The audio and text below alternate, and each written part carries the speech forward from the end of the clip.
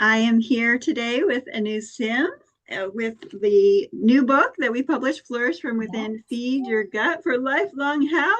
It is wonderful to see you, Anu. How are you today? Thank you, Elizabeth. Such a pleasure to be here with you. Yeah, I'm doing great.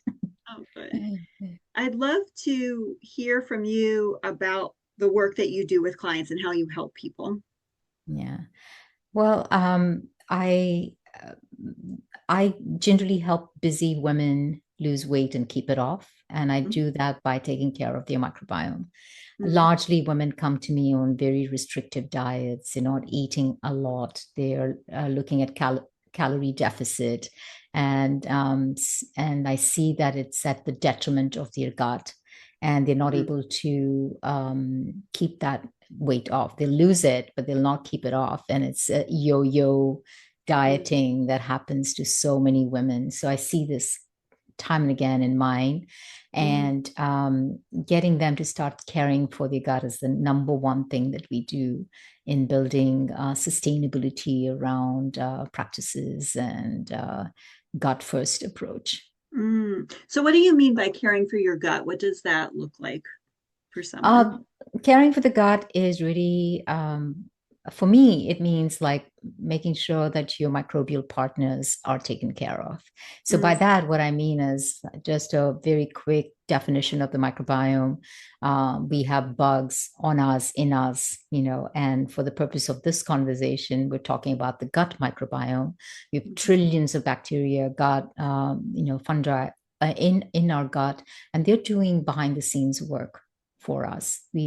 From an evolutionary standpoint, we've always kind of co-evolved with them, and we've kind of handed over some of the digestion of certain foods to our microbial partners, especially fiber. So fiber really comes from the plant kingdom, and these bugs are very adept at digesting the fiber. So when we eat, let's say, I don't know, like a three bean chili or something like that. So many things in the soup, like protein, all of that could be digested in the upper parts of your digestion, but the fiber goes intact to the colon, and your microbes, your forever guests, your partners in all of this, they're waiting, and that's fuel for them. So they take that fiber, they digest it, and they metabolize it, and they produce some incredible compounds called short chain fatty acids that are help us in turn in so many different ways, decreasing inflammation, keeping our blood sugar stable,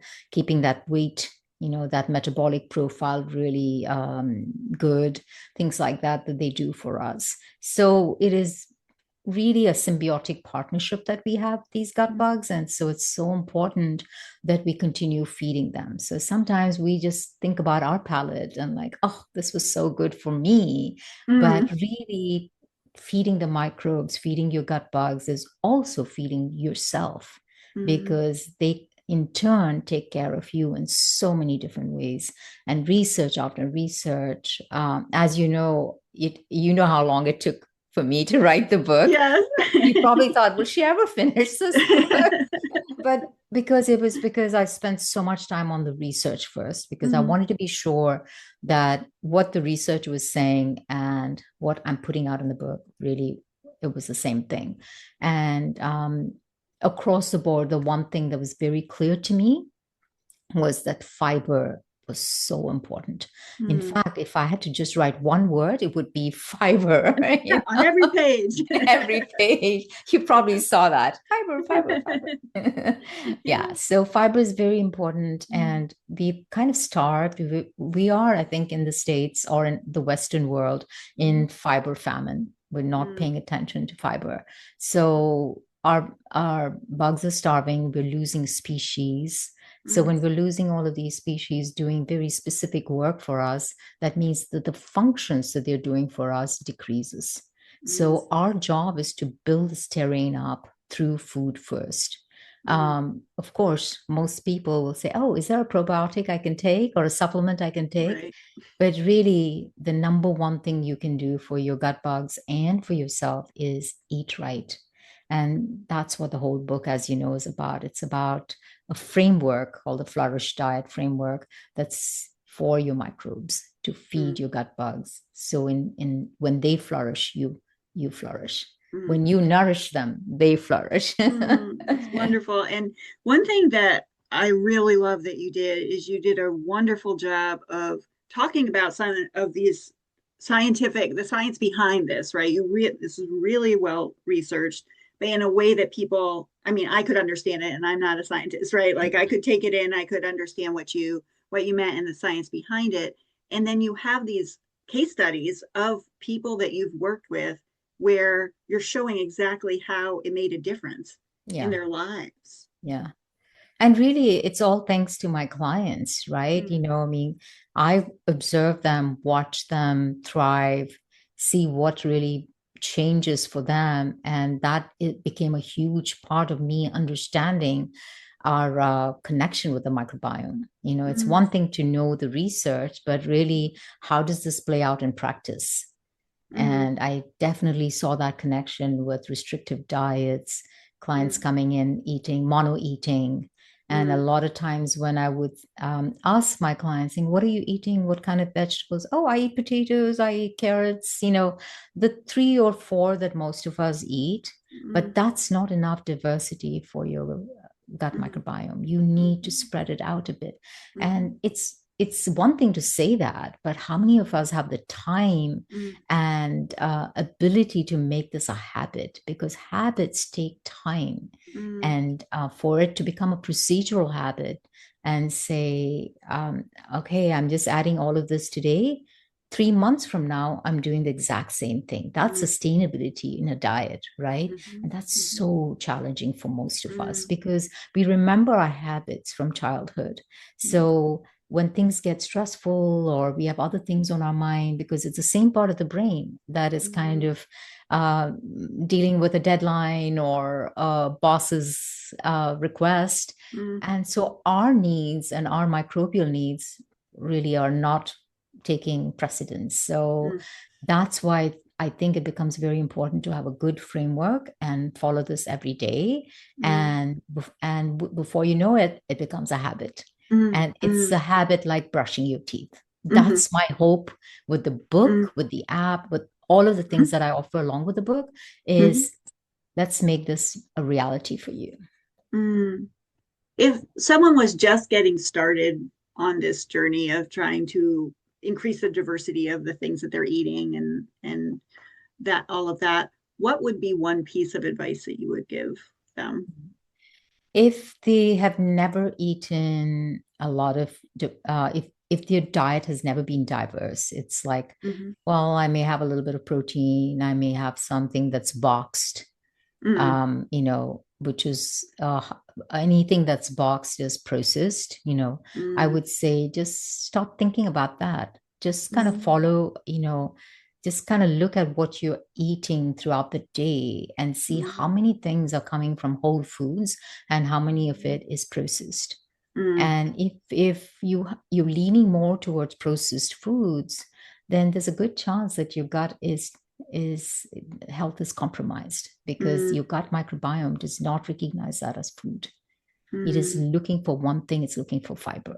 mm, So I would say even starting your journey with, oh, let me start my day in the morning with a smoothie. mm. A smoothie is something that's palatable. Everyone can um, take in a smoothie, and Right. you can start with a fruit smoothie. Like Mm, add in some fiber from fruits, and mm, in time, that same smoothie can include some veggies. But because it has a fruit and it has some sweetener and things like that, it's palatable and you can mm, handle it. mm, And maybe in 3 months, you could say, I'm going to cut back on the fruit and add more veggies. So mm, just do one meal at a time, and the chances of sticking to it are way better than making 100 changes. It's never going to stick. mm, I know this from just experience and just watching people. It's so much better doing one step, small step mm, at a time, and mm, small shifts definitely lead to big changes. mm, mm. We haven't even talked about the recipes yet in the book, which, oh my goodness, delicious, delicious recipes and beautiful photography. it is just, I look at the pictures still, and I've been working on this for a long time, and looking at Yeah. these pictures, my mouth waters when I look at the pictures. Yeah. What what went into deciding what recipes to put in? Like, how did you create the recipes? Can you tell me a little bit about that process? Yeah, it's so funny, the one thing I knew for sure was I wasn't going to just have recipes from one culture, because Mm, that's not how I run my mm, practice. I have people from different cultures coming for help, and we really need to be respectful of that. We are a melting pot, but we also mm, are, food is social, food is cultural. So I mm, wanted a mix of all of these recipes. And I thought about myself and my clients, what are they looking for? And of course, we all have an affinity to a certain kind of food. But the one thing that's clear is that every culture has some really healthy options. So I just decided, the first thing I did was, what are all these healthy options which each culture offers? And then mhm, within that, what are things that my clients are always asking me for? Is it soups, salads, mhm. sides, things like that? So I made a list of recipes. And I know you said, oh, you're not adding all of those recipes. It's going to be We're cut 500 off. pages. We're going to cut this off. And then once I had that, Mhm, then my photographer, Donnie, who's amazing, came mhm, in, and we had a food stylist, and we started mhm, shooting these pictures like days on end, just, mhm, and in fact, my food stylist said, I've never seen a situation where the writer actually is cooking the food, presenting it. So it was an incredible amount of work, mhm, So I have to kind of just kudos to my entire team, to the mhm, photographer and the food stylist, who they were really so patient with me. I mhm, would think change things up last minute, and mhm, for me, it's food is not about food is first of all is medicine for me. So mhm, yes, it's wonderful that it shows up so well in the book, mhm, but for me, each one is an offering for better health. mhm, Because food can be poison or it can be medicine. mhm, It totally depends on who's eating it, mhm, where they are in the gut journey. So most of the recipes that I chose was for just the average person who is starting mhm, out and saying, listen, I can't do all those high fermented foods and things like that. My gut mhm, is not able to handle it. Let's mhm, start with foundational layers. So a lot of these mhm, things are based off of that, mhm, just seeing my own clients. Yeah. mhm. It's wonderful.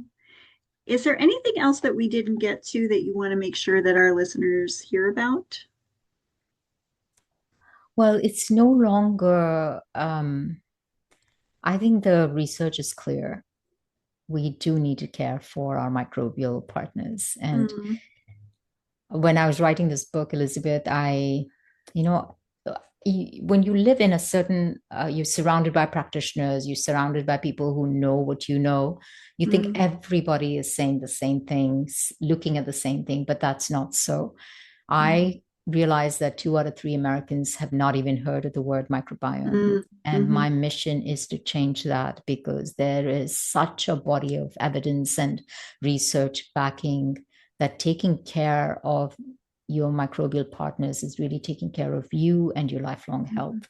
So mm, if I can convince even one person today listening to say, hey, mm, let's just take that first step and increase your fiber intake, mm, and go from famine to eventually feast on mm, fiber, I would have done my job. mm. I want to share one more thing before we wrap up is you talk about lifelong health, which you talk with about in the book about all the different stages of people's life and how important it is to and how to care Yeah. for the microbiome within that. And if people have specific health concerns that they're looking at, either preventing or addressing, you also do talk about those particular things too. And I think that would be helpful for people to know. If that is something that you're looking for or seeking, it is in this book as Yes. well. Yeah. Mm-hmm. That was important to me because the stage of life is important, right? Mm-hmm. So from birth, how the microbiome changes through different milestones, Mhm.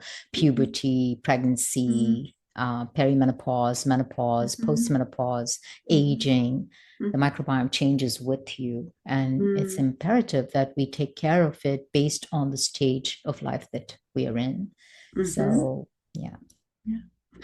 So the book now is available on Amazon in both ebook and paperback. It will be available in hardcover as well soon and available in other avenues as well. If somebody wants to get in touch with you and connect with you, what's the best way to reach you? So the best way is to contact me on Nine Arms of Wellness, or DM me on at Nine Arms of Wellness on Instagram. Mhm. Perfect. Thank you so much for taking the time to talk Thank with us you. today, Thank you, Anu. Elizabeth. You were an amazing editor and publisher. Oh, It was a pleasure to work with you. thank you. And I love that you saw my vision and you were supportive of it. And you were so patient with all my last minute changes. And Mm. I know. That's what we do. Yeah. It was an absolute pleasure to work with you and such an honor to get to help you bring this book out into the world. So Thank you. thank you, Anu. Thank you so much. Yeah.